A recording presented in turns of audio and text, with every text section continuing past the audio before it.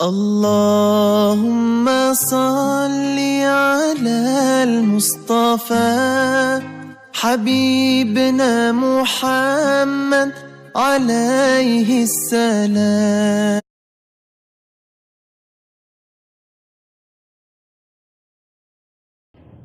ناظرین، صفحہ on line کے خاص پروگرام روبرو میں آپ کا استقبال ہے. میں ہوں منور سلطان اور آج ہمارے ساتھ موجود ہے انتہائی اہم مہمان، مشہور عالم دین، ممتاز فقیہ اور بہت ہی اہم دینی اور فقہی کتابوں کے مصنف مولانا خالد سیف اللہ رحمانی صاحب. مولانا بہت بہت شکریہ ہمارے یہاں آنے کا.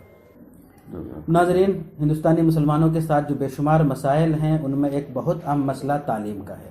اللہ کا شکر ہے کہ ملت کی جانب سے تعلیم پہ بڑی توجہ ہے اور جو ادارے قائم ہیں تعلیم کے لیے، بطور خاص دینی تعلیم کے لیے، چاہے وہ مکاتب ہوں، مدارس ہوں، انہوں نے بڑی اہم خدمات انجام دی ہیں اور آج بھی انجام دے رہے ہیں.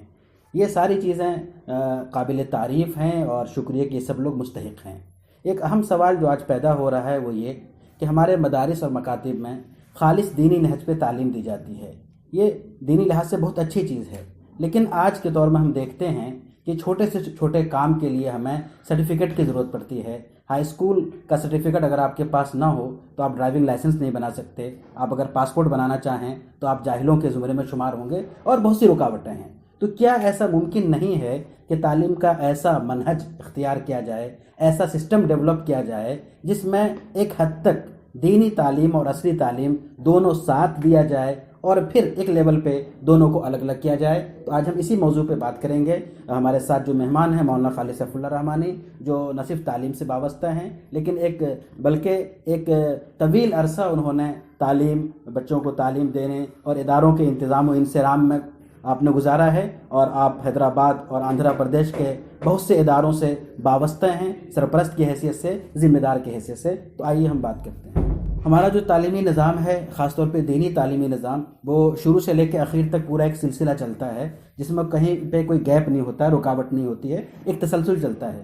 تو کیا ایسا مناسب نہیں ہو سکتا ہے کہ ہائی اسکول تک دینی تعلیم اور عصری تعلیم دونوں کو ملا کے ایک شکل بنائی جائے تاکہ جو طلبہ دینی مدارس میں تعلیم پاتے ہیں وہ ہائی اسکول کا امتحان دے سکیں، اس کے بعد جو چاہیں دینی تعلیم حاصل کرنا وہ آگے حاصل کریں؟ مولانا، اس سلسلے میں آپ کا کیا خیال ہے؟ یہ بہت اہم سوال ہے، اور تعلیمی نظام کوئی ایسی جامد یا مقرر چیز نہیں ہے کہ اس میں کوئی تبدیلی نہ ہو. اور ظاہر ہے کہ ہمارا جو نصاب ہے اور نظام تعلیم ہے وہ کوئی منسوس نہیں ہے کہ اس میں کسی قسم کا تغیر یہ بے دینی کی بات ہو، بلکہ کسی بھی مضمون کا نصاب اس زمانے کی ضرورت سے متعلق ہوتا ہے.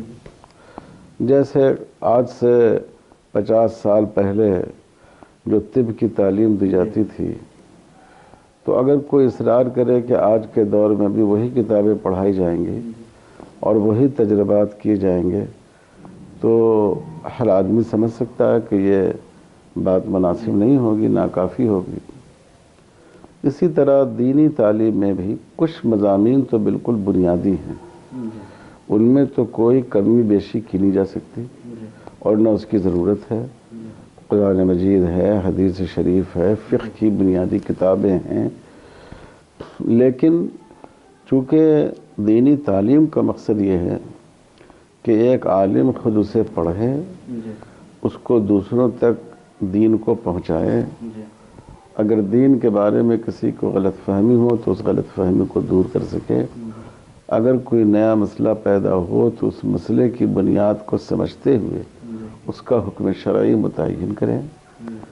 تو اس بنیاد پر تبدیلی کی ضرورت ہمیشہ پڑتی رہی ہے اور اس میں تبدیلی کی جا سکتی ہے، اس میں کوئی حرج نہیں ہے.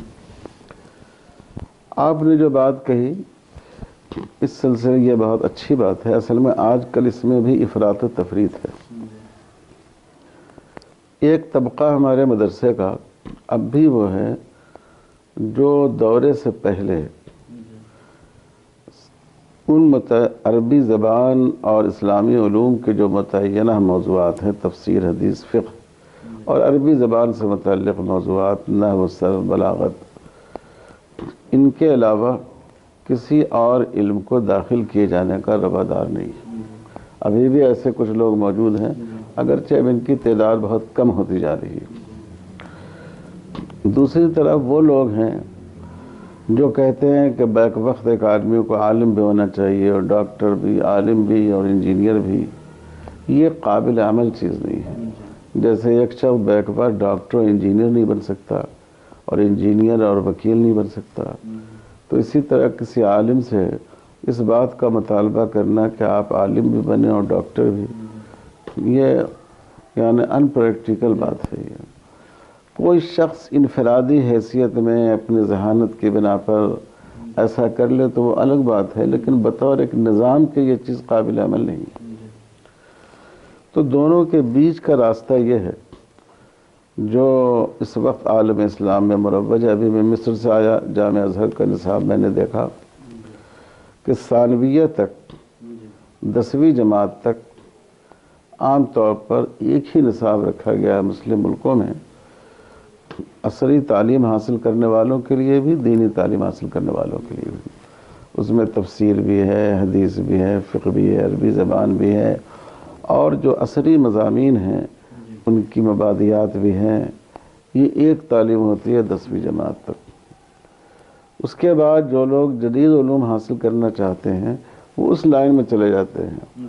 اب کسی نے بائیولوجی لیا، وہ اس میں آگے بڑھے گا، میڈیکل تعلیم کو پوری کرے گا، کوئی انجینئرنگ کے لائن میں گیا، اور جو شریعت کا علم حاصل کرنا چاہے وہ پھر اس لائن میں آگے بڑھتے ہیں کہ اس لائن میں انہوں نے انٹر کیا، اور انٹر کے بعد انہوں نے گریجویشن کیا۔ اب گریجویشن کے بعد پھر اس کی شاخیں ہو گئی، کوئی تفسیر میں گیا، کسی نے حدیث کا اختصاص اپنے لیے پسند کیا، کسی نے شریعہ کا، پھر شریعہ میں کسی نے فقہ جامعہ ازہر میں نے دیکھا، کسی نے فقہ مقارن کا، کسی نے فقہ حنفی کا مثلا۔ تو میں سمجھتا ہوں کہ ہندوستان میں بھی ہمیں اس طریقہ کار کو اب اختیار کرنے کی ضرورت ہے آج کے حالات میں، کیونکہ یہ اس وقت کی ضرورت ہو گئی ہے۔ ہمارے فضلاء جب مدرسے سے باہر نکلیں تو ان کو ایسا نہ محسوس ہو کہ جیسے وہ ایک بالکل اجنبی ماحول میں آ گئے ہیں۔ وہ زمانے کی زبان میں بات کر سکیں، وہ اس زمانے میں سمجھانے کا جو انداز اس میں بات کر سکیں، اور پھر اگر ان کو عصری علوم کی کچھ شذبت ہوگی تو جو جدید تعلیم یافتہ ہیں وہ ان کی آنکھوں میں آنکھیں ڈال کر بات کر سکیں گے، ان کے مقابلے میں ان کے اندر احساس کمتری پیدا نہیں ہوگا، اور وہ بھی محسوس کریں گے کہ ہمارا عالم ایسا نہیں ہے کہ یہ بالکل ناواقف ہے۔ تو اس لیے اس وقت اس کی ضرورت ہے، اور میرے خیال میں مدارس کو احتیاط کے ساتھ اس کو قبول کرنا چاہیے، اور ہمارا یہ قدم کسب معاش کے لیے نہیں ہے، کسب معاد کے لیے، دینی مفاد ہی کے لیے، کہ اسلام کی تبلیغ، اسلام کی تفہیم، اس کے لیے یہ بات ضروری ہو گئی ہے۔ کیا یہ ہماری ضرورت نہیں ہے کہ جو بچے ہمارے انگلش میڈیم میں پڑھتے ہیں، انگریزی زبان میں آدمی ان کو فقہ پڑھائے، تفسیر کے ابتدائی مضامین پڑھائے، حدیث پڑھائے؟ تو اگر ہم نے مدرسوں میں یہ اپنے نظام تعلیم میں تھوڑی سی لچک پیدا نہیں کی تو ظاہر ہے کہ ہم اس ضرورت کو پورا نہیں کر سکتے۔ بہت بہت شکریہ، جزاک اللہ۔ ناظرین، آپ دیکھ رہے تھے صفا آن لائن کا خاص پروگرام روبرو، اور آج ہمارے ساتھ گفتگو کے لیے موجود تھے بہت ہی اہم اور ممتاز شخصیت، مشہور فقیہ مولانا خالد سیف اللہ رحمانی صاحب۔